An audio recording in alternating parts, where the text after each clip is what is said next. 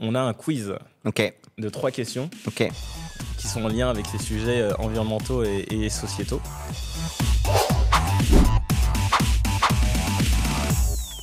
Très facile pour toi, j'espère. Combien de Français font du sport?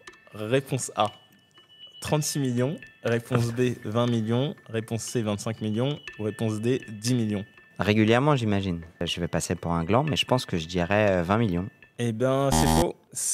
Moi aussi, j'étais étonné par la réponse. C'est 36 millions. 36 millions? Ouais, 36 millions. Tu as 36 millions de sportifs en France. Donc 36% des activités sportives se font en plein air et en milieu naturel. Et 60% des pratiquants privilégient le sport dans l'espace public.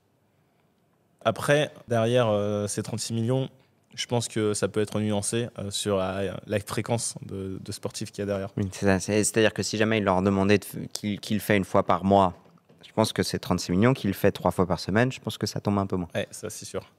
Question 2. Quelle est la proportion des Français qui sont des mythos sur leur pratique sportive? Super intéressante cette question. On voit de plus en plus d'athlètes de haut niveau qui s'effondrent en pleine compétition à cause de la chaleur. Sachant que la pratique sportive est déconseillée au-delà de 32 degrés, si on arrive à un monde à plus 4 degrés, cela représenterait combien de jours de pratique sportive en moins pour un individu sur une année?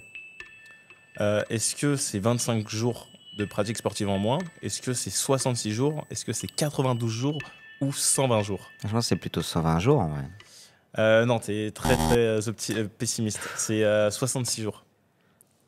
Donc c'est 66 jours. tout juillet-août. On peut dire ça, sur 2 mois. C'est quand même 2 mois en moins de pratique sportive, ce qui est énorme, surtout pour un athlète de haut niveau. Ouais, moi j'ai envie de te dire, si on en arrive là, ce sera le cadet de nos soucis. Oui, Et je pense que surtout, si jamais quand on en arrive là, on en est encore à organiser des énormes événements sportifs en juillet-août, c'est qu'on n'a vraiment rien compris au problème.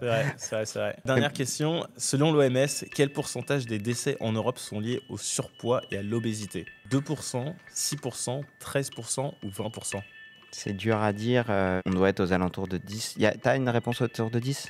T'as quoi? J'ai 2, 6, 13 ou 20. 13. C'est ta première bonne réponse. Oui, 13% des décès en Europe sont liés au surpoids et à l'obésité.